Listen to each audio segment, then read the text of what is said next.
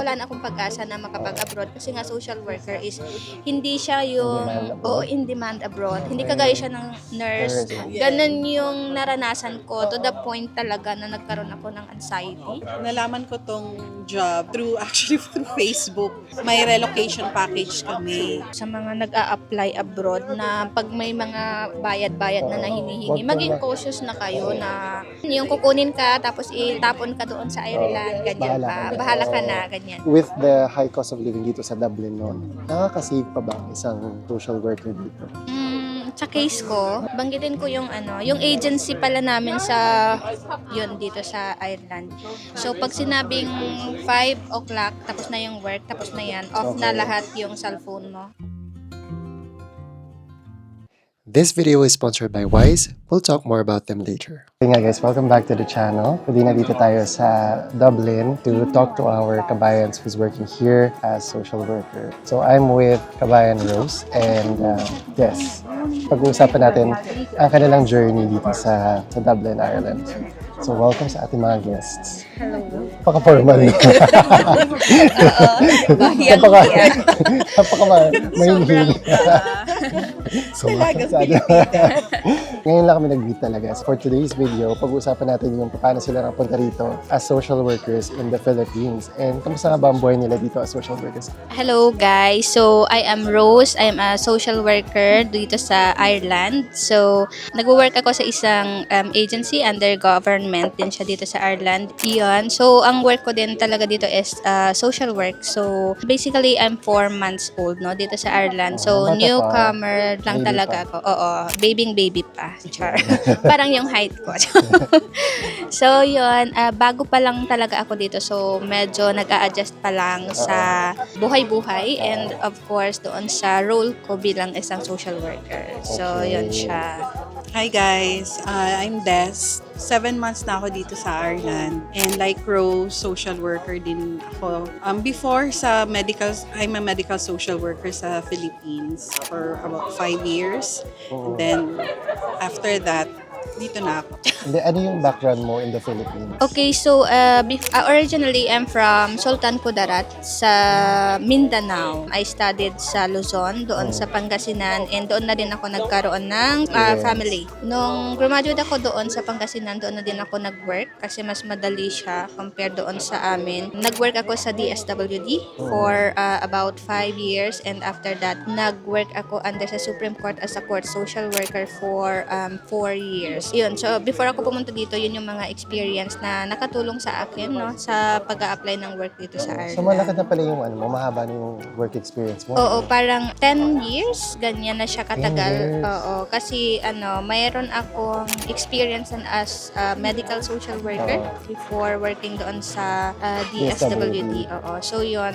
Ako from Davao ako. Same kay Rose, taga Mindanao din ako. And then 5 years working as a medical social worker. But prior to that, may 1 year experience din ako sa DSWD. Pag-uusapan natin kung paano nyo ba nalaman yung Ireland and bakit pinili pumunta dito sa Ireland. Kasi first, di ba? First abroad ever. Sa akin kasi, nag-work na ako sa court dati. At saka sa totoo lang, wala talaga akong balak no, na mag-abroad. Kasi comfortable na yung work ko doon, masaya na ako, walang stress, ganyan. Okay ang sweldo sa Oo, Philippines. okay na. Tapos, basta, iba yung benefits na nakukuha namin. So, yun.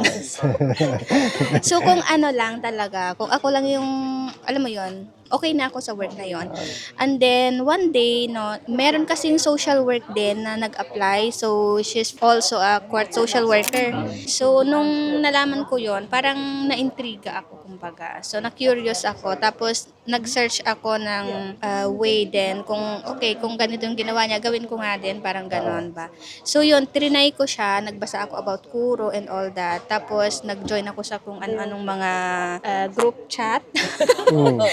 Oo, so yun. Anong group chat yan? For nurses or for ano? For social workers. Meron din. Oo, meron na that time. Tapos, nung time na yon, isa pa lang na social worker yung nakapunta dito. So, hindi ko nabanggitin yung name niya, Charis. Oo. Kung na-curious ako, parang bago sa akin na pwede palang mag-abroad ang social work. Kasi sa Pilipinas, parang parang wala na akong pag-asa na makapag-abroad. Kasi nga social worker is hindi siya yung in demand abroad. Hindi kagaya siya ng nurse. Oo, na kahit saan mo i-ano yan may opportunity sa trabaho. kanila, oo.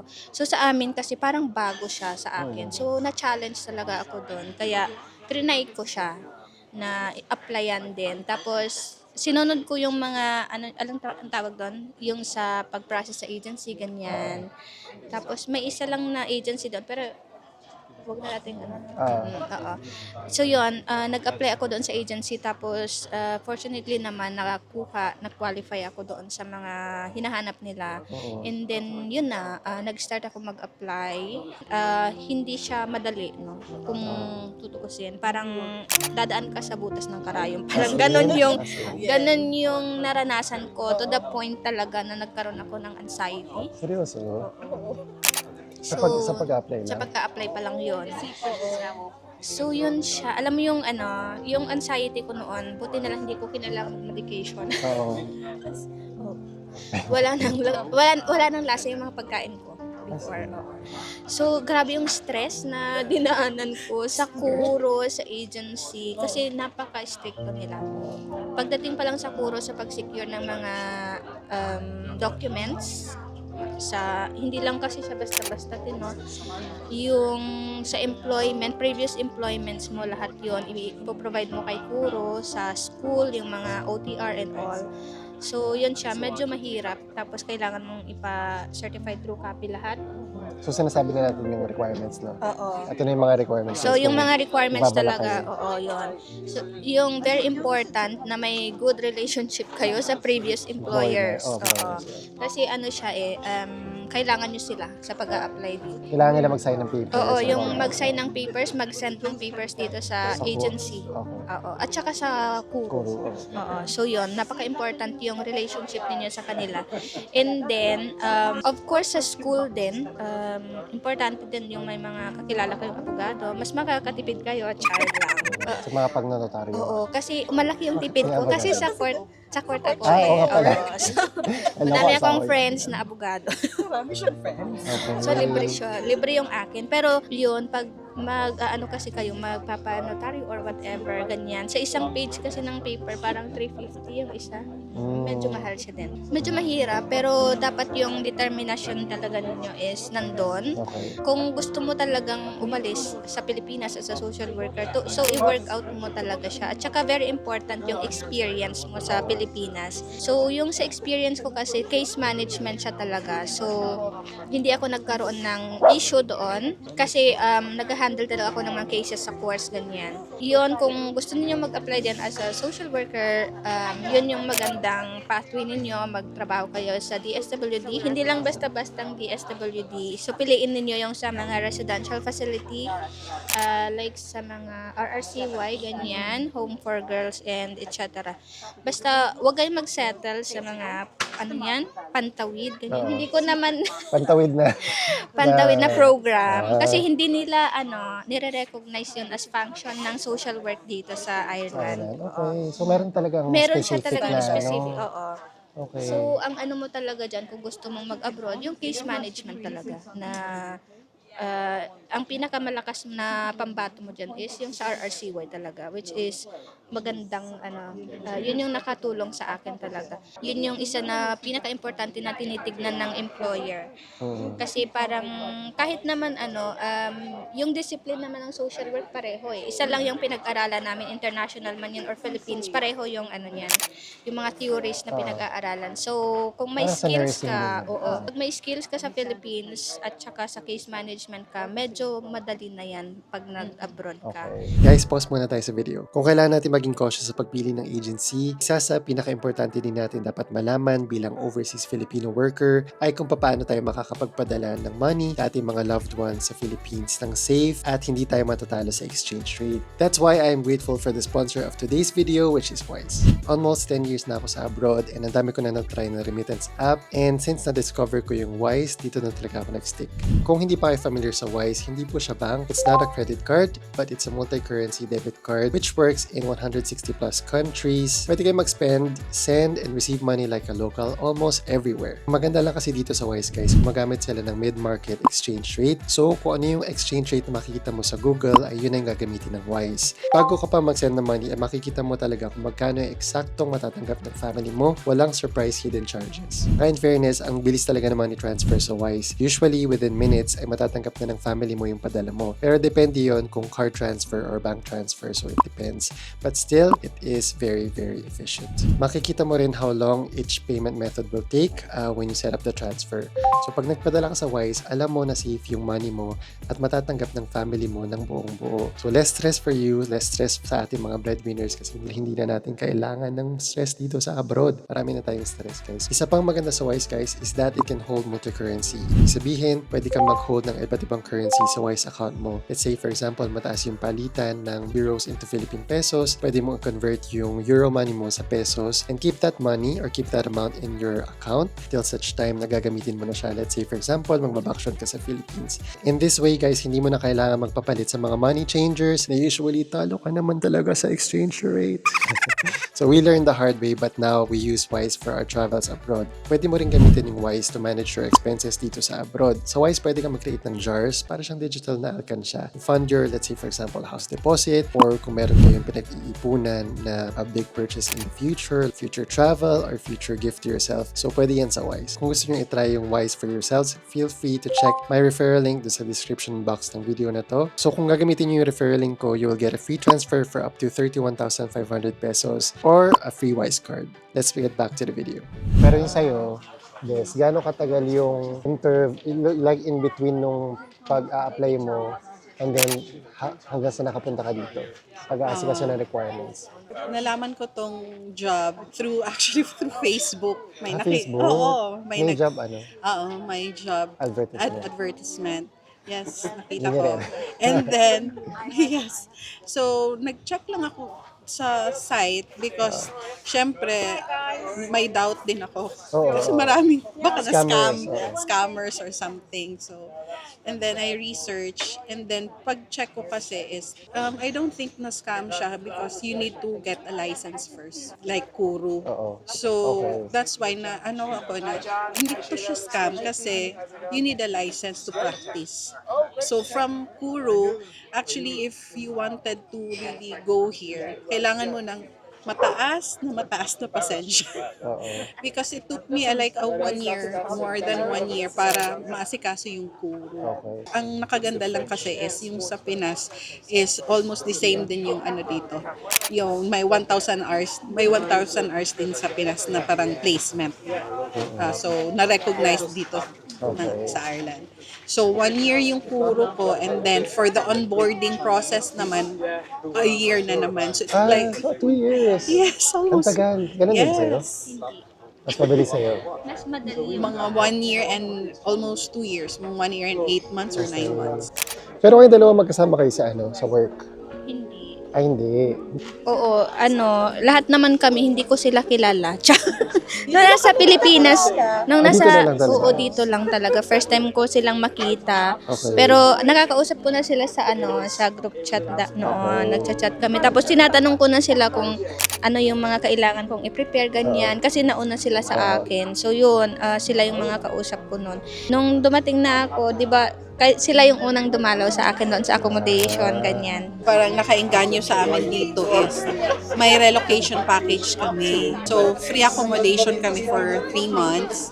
Then, yung mga plane tickets namin, sila na yung agency na yung bayad sa visa, bayad sa IRP, tsaka So, ano yun? Kayo muna nag-shoulder, tapos ni-reimburse nila? sa amin, yung sa Kuru lang, kami una yung nagbayad. Tapos after that, pwede na siya i-reimburse. And then the rest? And the rest sila na. Pati yung flight? But, That's nice. So, wala kayong oo. placement? wala kaming placement. Ayun, doon mo malalaman kung scam or hindi. Oo, di ba? yun nga. Yun din talaga yung sinasabi ko sa mga sa mga nag-a-apply abroad na pag may mga bayad-bayad na hinihingi, Wag ka maging na- cautious na kayo na totoo ba yan or something ganun ba. So, binabanggit ko din talaga sa mga videos ko na pag nag-apply kayo, siguraduhin nyo kasi nandyan naman sa DMW yung mga list ng Oo, agencies yung mga and all. license. Oo.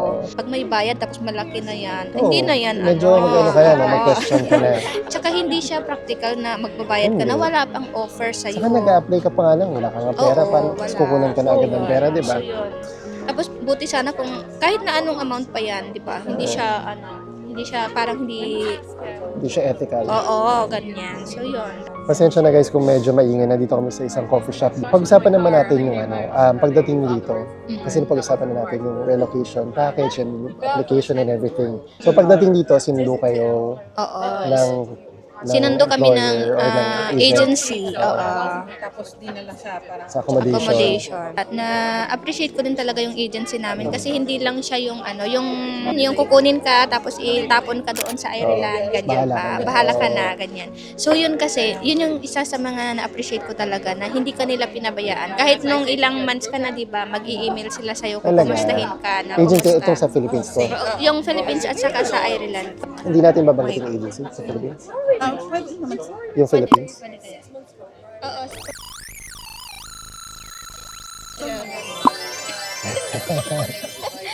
Banggitin ko yung yung agency pala namin sa okay siya. Para maging cautious or makatulong din naman sa mga future na mag-a-apply ng mga social workers. Ang agency namin sa Philippines ay yung Chesham. Chesham. Yeah. Nag-apply ako dyan. Oo, Okay. nag-apply ako dyan. So yun yung agency Thank you po. namin. So ito ang kanilang Thank you so much. specialty coffee. Okay. Thank you. Hindi na kayo makakatulog. Kasi sa pangalawang coffee niya na to. Thanks, Miss. Thank you, thank you. So yun, doon kami nag-apply sa Chesham. Chesham. Yes. Alam mo ba, na hindi ako in-interview dyan. Ay, na hindi ako pumasa. Talaga? Oo. Sobrang higpit. Hindi ko alam, pero sobrang higpit nila. Sobrang higpit. Sobra. Yung standard talagang quality dapat. Ang ginawa nila sa akin, wala naman ako sa Shesham, no? Pero Oo. in-interview nila ako for parang preliminary interview bago nila ako ipa-interview sa employer. Tapos yung preliminary interview nila ng Shesham sa akin, sabi na hindi ka papasa. Sabi. Bumagsak talaga ako sa interview nila, tapos parang kaya ako pumunta sa ABA. So yung ABA yung agency ko, siya yung nagpaalis sa sorry. Siya yung nagpaalis sa akin. Oh my God. Akala namin kami lang yung Hindi talaga. nahirapan sa agency. Sobrang hirap As niya. in, So yun, as in. Okay. So alam ko legit naman ang siya. dami niyang niligwak na social workers that time nung nag-apply kami, parang nasa 1,000 tayo. Tapos, 1,000 kami na social worker. marami pala kayo Tapos, social worker sa Philippines. sobrang dami na social worker. Pero ang na shortlist lang doon, iilan lang hindi pa umabot ng 20. Seryoso? Okay. Pero sinasalat talaga nila na Which is better. Which is Oo. Yun bang tinitignan na nila yung capabilities mo na pwede ka bang itapon sa Ireland na ganyan kasi iba nga Ayaw yung nila mapahiya or Oo, yung whatever. mapahiya sila kasi ang lagi nilang sinasabi na yung quality talaga, yung gusto naming ipadala doon kasi yung agency daw nila is alam mo yon may iniingatan na reputasyon, parang something ganon. Na-witness mo naman kung grabe. gaano siya kahirap. Isa yun sa mga reasons din na nagkaroon ako ng anxiety kay Shout out to Chesham. Shout out sa Chesham. At saka gusto ko lang din idagdag no na yung Chesham is hindi sila humihingi ng placement fee or kahit yes. na anong bayad. So yun lang. Para maging clear tayo kasi meron palang issue na ginagamit yung pangalan ng Chesham Okay. para mag-collect ng pera sa mga aplikante. So at least it's a good venue din siguro na Nalinawin natin na walang walang perang bayad, involved, walang placement perang involved. doon. Paano gaano kahirap maghanap with the housing crisis na nangyari dito sa Dublin, gaano kahirap maghanap ng accommodation? Wait lang. Mahirap talaga siya when it comes to finding an accommodation na suitable sa budget din. Kasi sa Dublin, it's totoo talaga na very expensive.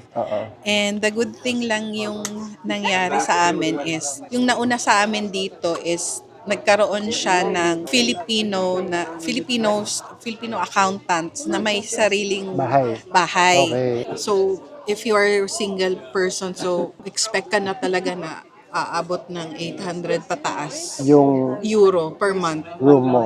Room rent. Oo, sa Dublin. Oo. Buti na lang yung nauna sa amin dito, may nakilala na mga Filipino landlords. Tapos, nirefer kami kasi yung mga accountants din dito, nagkaroon na sila ng sariling bahay. Tapos, ang hinahanap kasi namin is Filipino household. Kasi iba din yung kasama mo sa bahay is mga Pinoy. When it comes to food, hindi din difficult na magluto. Kasi meron tayong Para specific na mga dishes. dishes Na maamoy. na maamoy. So, ibang lahi. So, it's better talagang Pinoy din. Pero kamusta yung experience with the Pinoys? Ay naman? Mababait naman dito. Tsaka, welcoming din naman sila dito. With the high cost of living dito sa Dublin noon, nakakasave pa ba isang social worker dito? Sa case ko, oo. Bago pa lang kayo pero Oo. sa mga nakikita niyo so far. Sa based doon sa salary ko, no, kahit na bago pa ako, talagang malaki yung savings Oo. ng isang social worker ko. Basta marunong ka sigurong humawak ng pera and all that. Kasi yung sa akin naman, yung sa bahay ko, medyo mahal din naman talaga siya. Pero, kaya kasing tumpasan ng sahod mo, yung mahal ng lifestyle dito sa Dublin. Kahit na comfortable talaga yung life mo as a social worker dito Kahit sa... na mahal yung... Kahit mahal yung Yung rent and- yung mga bilihin and all that, yes. Okay. So, siya, magso-survive ka. Basta marunong Kang budget. humawak. Tapos, hindi din naman talaga basta-basta yung sahod mo. Sa akin naman, malaki yung pwede mong ma-save Okay. monthly. Okay. Oo.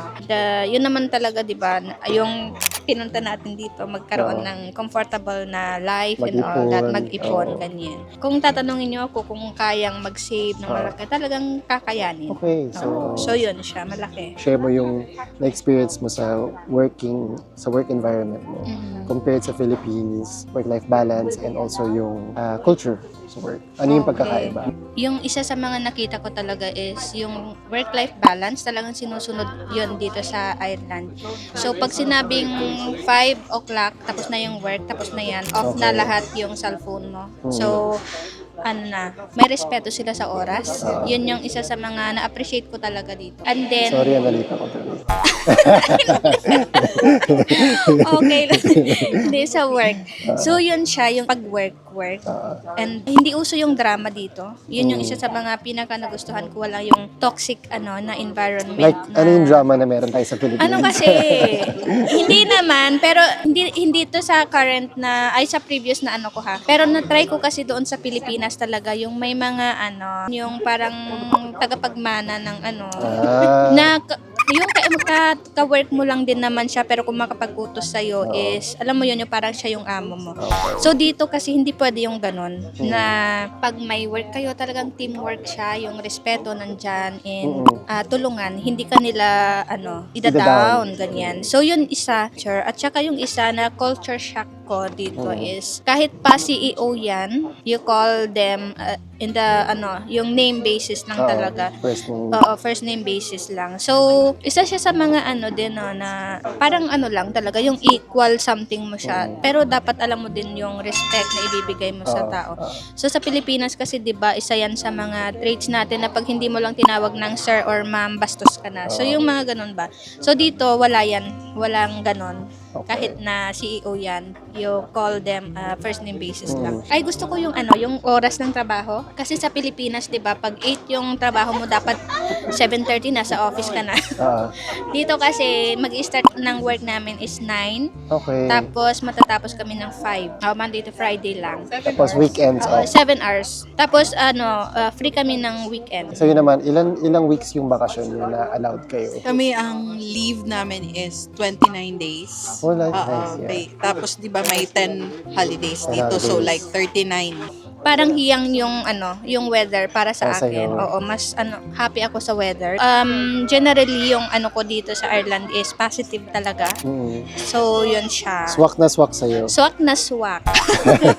Oo, yun siya. Dito, it's mapapractice mo talaga yung profession mo ang social worker, may ibang social worker kasi sa Pinas na yung ang profession namin is hindi siya napapractice because ang nangyayari is some social workers ang ginagawa is like nagbibigay lang ng mga relief goods. Okay. But dito kasi it's more on you will really practice your profession, yung paano mag-handle ng case, mag-provide ng intervention, and then may certain standards din na fina-follow sila. Kung ikukumpara mo dito sa Ireland, hindi siya talaga magka-count as function ng social work. So yun yung nakaka-disappoint minsan, no? Tapos ibang programs din sa Pilipinas, gumagamit sila ng social workers na alam mo yun, hindi na ma-maximize yung pagiging social worker ng isang tao. Parang Okay. Nagigets ko. parang minsan yung social worker nagiging cashier, something ganon, nang Okay. bibilang ka ng pera, mag-aano ka ng kung ano-ano. Well, actually, ganun din naman ng mga nurses. Oo. Oo, Yung so function ng yun. nurses talagang ni-stretch nila kahit hindi mo naman job Oo. description. So, dito kasi parang nakafocus talaga siya. Kung child protection ka, nandun lahat. Yun talaga lang yung function mo. So, hindi ka nila pwedeng bigyan ng iba-ibang yung kung sa child protection lang, yun lang yung work mo talaga. So, susundin talaga yung sa batas ng ng Ireland. Kung meron kang may-advise sa mga kabayan natin, ng mga social workers na gusto mong mag-try na mag-work dito sa Ireland, ano yung mga bagay na yun? So bilang bilang social worker na nandito na sa Ireland, isa sa mga i-advise ko talaga na i-work nila yung kanilang skills sa social worker when it comes sa communicating sa English proficiency Ay, ganyan. wait lang. Kailangan ba ng English proficiency? Ngayon kailangan na. Pero nung time namin hindi pa. Pero ang ano ko kasi very important siya yung English proficiency mo kasi 'di ba yung mga kausap mo dito is mga English ganyan. So napaka-importante siya na skills ganyan. Hindi lang siya sa idagdag mo na yung sa sa case management talaga. Yun yung dapat nilang aralin din talaga na hindi naman kasi magkakalayo yung mga ginagawa namin sa Pilipinas. Kung may case management ka doon, magso-survive ka talaga dito. And then, very important yung character ng isang tao na minsan kasi sa atin sa Pilipinas na pag na-correct ka, parang masakit yung loob mo. Parang something ganon. So, dito kasi na yun dapat yun yung baguhin talaga natin na traits natin na pag may mga correction or something like that, take it as a opportunity to learn, parang ganyan. Kung dito kasi na negative yung mga thinking mo, hindi ka din talaga magso-survive. So, dapat positive yung mga yung sa character ng isang tao and huwag kayong matakot magkamali kasi normal naman talaga yon. Basta open kayo na i-correct yung kung ano man yung mga mistakes na yan. Kung gusto mo talaga ng isang bagay, you really need to work hard for it. Walang shortcut. Kailangan din siguro yung marunong ka din makisama. May mga attitude kasi tayo sa Pinas na hindi pwede dito.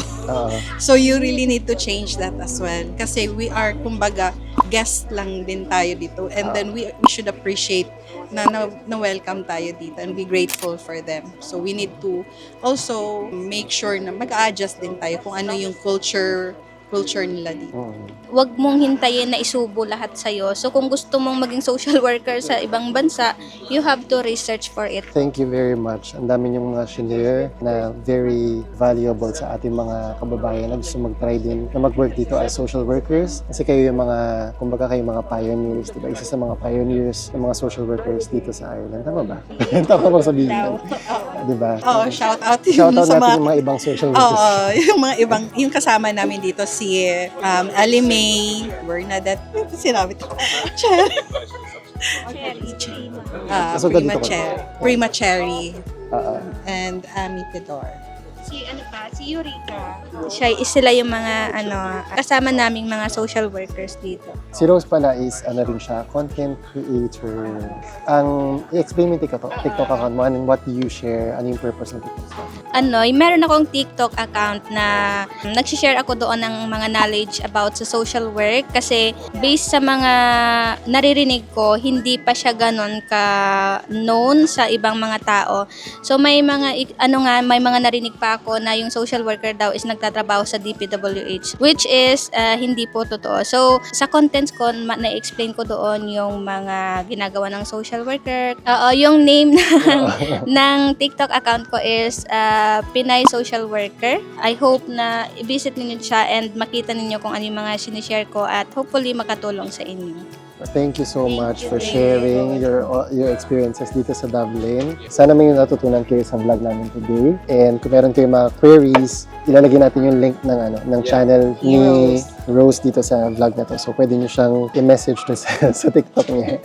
If you like this video, don't forget to like, share, and subscribe sa ating channel. And as always, see you in the next one. And bye. Bye. Bye-bye.